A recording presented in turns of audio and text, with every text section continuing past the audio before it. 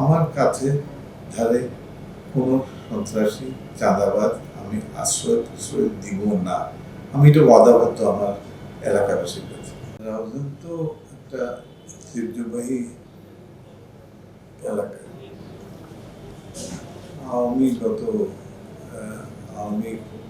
শাসনে নিশ্চয়ই আপনি লক্ষ্য করেছেন ওখান থেকে একজন নয় একাধিক এমপি ফ্যাসিস্ট সরকারে ওখান থেকে নির্বাচিত না নিয়োগ দিয়েছে এবং রাউজানের মানুষের দ্বিমত পোষণ করার কোনো সুযোগই ছিল না। এই 5ই অগস্টের বিপ্লবের পর একটা স্বাধীনতা ফিরে পেয়েছে সারা দেশ এবং রাউজানও তাদের বাক স্বাধীনতা ফিরে পেয়েছে। কিন্তু রাউজানেরই মাফ করবেন, এই 15-16 বছরের একতরফা শাসন যে করেছে তাদের হাতিয়ার এখনো তো রাউজানে রয়ে গেছে। তারা আগে পুলিশ এবং আওয়ামী সন্ত্রাসীদের মধ্যে কোনো পার্থক্য ছিল না, কোনো ব্যবধান ছিল না। পুলিশ এবং এই সন্ত্রাসীরা দুর্বৃত্তরা একই থালে বসে খেত এবং সব কিছু ভাগাভাগির মধ্যে দিয়ে তারা জীবনযাপন। তার একটা পরিবর্তন এসেছে 5ই অগস্টের পর। এই দুর্বৃত্তরা কিন্তু রয়ে গেছে। এই দুর্বৃত্তরা জাতীয়তাবাদী দলে অনুপ্রবেশ ঘটানোর চেষ্টা করেছে এবং অনেক জায়গায় সক্ষম হয়েছে। আপনারা দেখবেন এই আজ পর্যন্ত যে কয়েকজন শাহাদাত বরণ করেছে তারা কার সমর্থক, এটা আপনারা একটা যাচাই বাছাই করবেন। দেখবেন বেশিরভাগ জাতীয়তাবাদী দল বা আমার পারিবারিক বা আমার অনুসারীরাই আজকে এই হত্যার শিকার করেছে। কেন? তারা দীর্ঘদিন এলাকায় ছিল না, 16-17 বছর এলাকায় ছিল না এবং যারা আহত নিহত হয়েছে তাদের আপনার খতিয়ান খুঁজে বের করবেন, তারা আদৌ সন্ত্রাসী কিনা। তারা নিরীহ কিন্তু তারা সমাজের মধ্যে প্রভাব বিস্তার করে। এই লোকগুলোকে চিহ্নিত করে টার্গেট করে হত্যা করেছে এই দুর্বৃত্তরা, আওয়ামী দুর্বৃত্তরা। তারা যারা আজকে বিএনপির এক মহলে আশ্রয় পেয়েছে।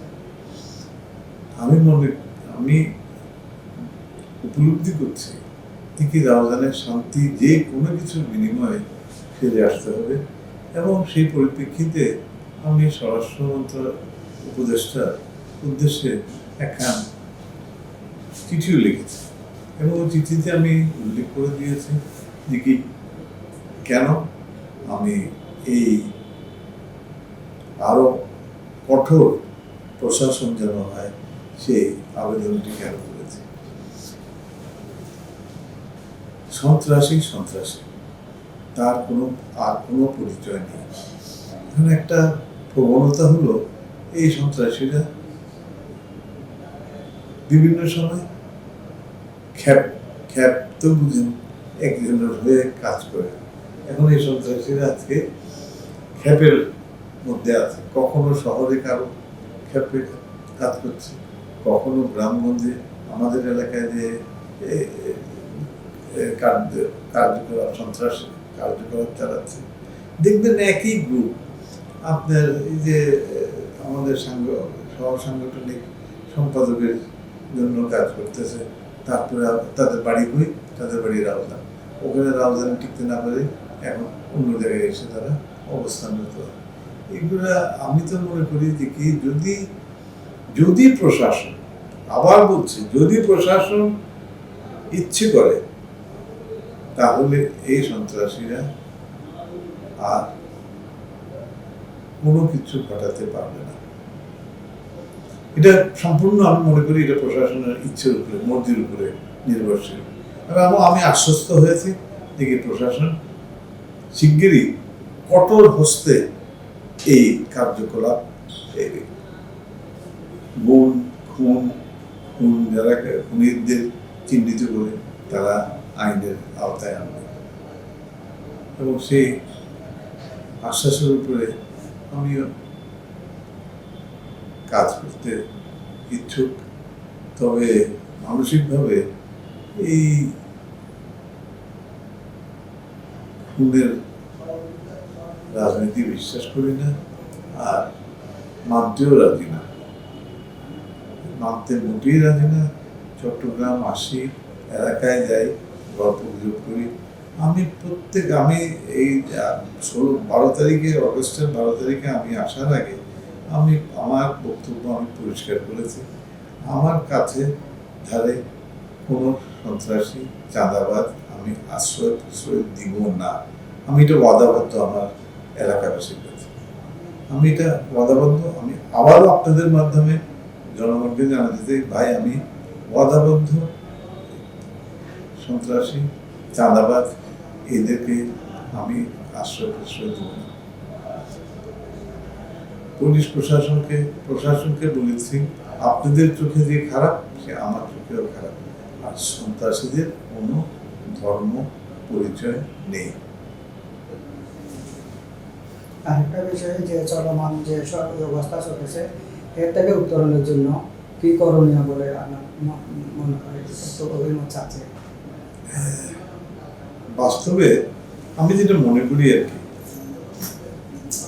রাউজানের এটা যে ঘটনাগুলি এটা সুপরিকল্পিত, এটা বিক্ষিপ্ত কোনো কিছু নয়। এটা চাবিকাঠি মনে হয় সীমান্তের উপরে থাকতে পারে। দেখি একটা অরাজকতা একটা জায়গা থেকে শুরু হোক, তারা মনে হয় চিহ্নিত করেছে রাউজানকে। কারণ রাউজানে পাহাড়ি এলাকা, ফটিকছড়িও পাহাড়ি এলাকা, এই সন্ত্রাসীরা, দুর্বৃত্তরা অপকর্ম করে পাহাড়ে ঢুকে দিতে পারে। এবং এটা মাথায় রেখে যদি প্রশাসন শক্তভাবে আসে, তাহলে আমার দৃঢ় বিশ্বাস আমরা সকলেই শান্তিতে বাড়িতে ঘুমাতে পারব। আরেকটা বিষয় যে এই যে চলমান অবস্থা ধরনের সরকারের পাশাপাশি রাজনবাসীর উদ্দেশ্যে যদি কোনো বার্তা থাকে যদি করতে। আমি আমার এলাকাবাসীকে আগেও বলেছি,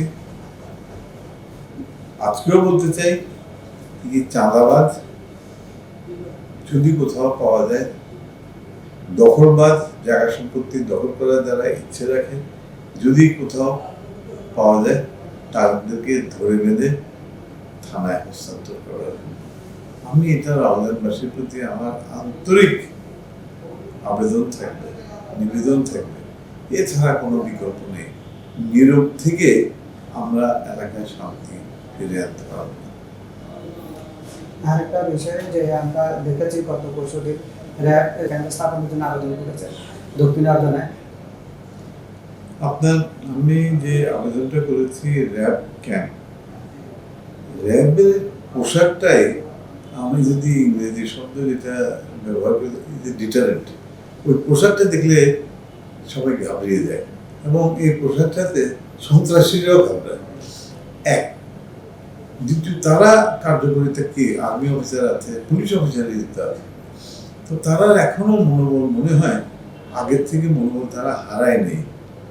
তো তাদের ওই মনোবল নিয়ে তারা যদি মাঠে নামে, একটা স্বস্তি জনগণের মধ্যে আসবে। এখন আমার জন্য হয়েছে, আমার রাউজানের জন্য এখন র্যাব আসে থেকে হাটাজারি থেকে এখানে মুভ করতে, অর্থাৎ রাউজানে মুভ করতে, দক্ষিণ রাউজানে বিশেষ করে খুব কমে হলেও আপনার 1 ঘন্টা লেগে যায়। কারণ এটা হাটাজারি উপজেলায় আপনার অবস্থিত হলো র্যাবের ক্যাম্প। তো চাচ্ছিলাম যদি কাপ্তাই রাস্তায় একটা অবস্থানরত র্যাবের ক্যাম্প থাকে, তাহলে শুধু কাপ্তাই না, এটা মুভমেন্ট পর্যন্ত আপনার চন্দ্রকোনা পর্যন্ত তাদের একটা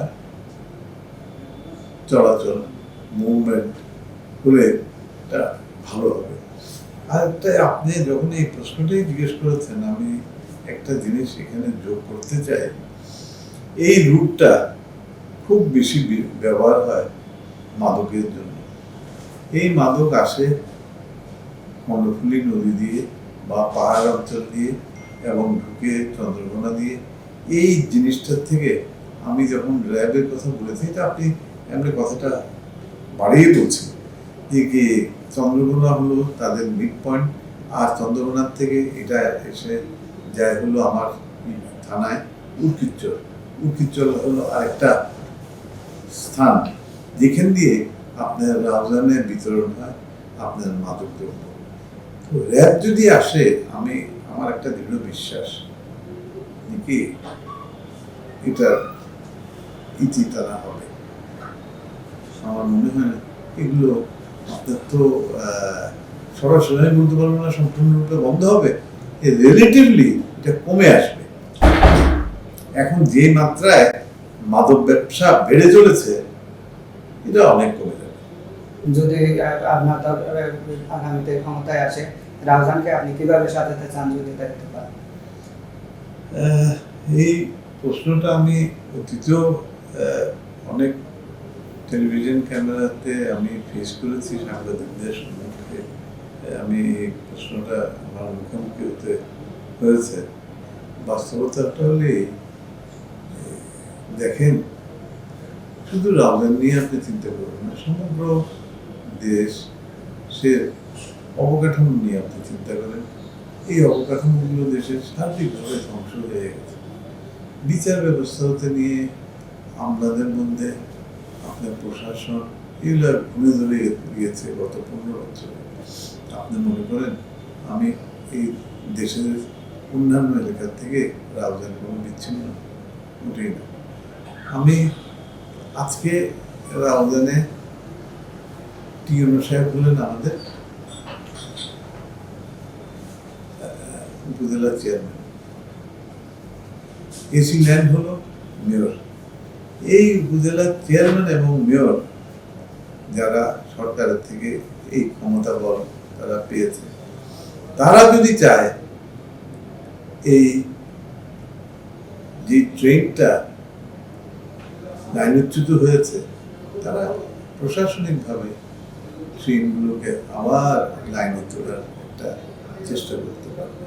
তারা 8 মাস আরো নির্বাচন যদি আল্লাহ যদি করে, জানুয়ারি মাসের মধ্যে যদি নির্বাচন হয়ে যায়, তাহলে আমার ধারণা এরা যদি সর্বশক্তি নিয়োগ করে, তাহলে একটা সুন্দর নির্বাচনও হবে এবং আমরা যারা ভবিষ্যতে ক্ষমতায় আসবো, আমরাও একটা সুষ্ঠুভাবে তাদের মানে এলাকার পরিচালনায় আমরা সুযোগ পাব। এবং রাউজানে যে দুর্নীতির আঁকড়া সৃষ্টি হয়েছে, এই দুর্নীতির আঁকড়াও হবে। এই যারা আজকে প্রশাসনে ক্ষমতায় আছে, তারা এটা সূচনা দিতে পারে। এটা আমরা তো আমার দল তো এখনো ক্ষমতায় আসেনি, কিন্তু আমাদের কাজ ভবিষ্যতে একটু সহজ করার জন্য আজকের দিনের কর্মকর্তারা যারা আছে, তারা অনেক সাহায্য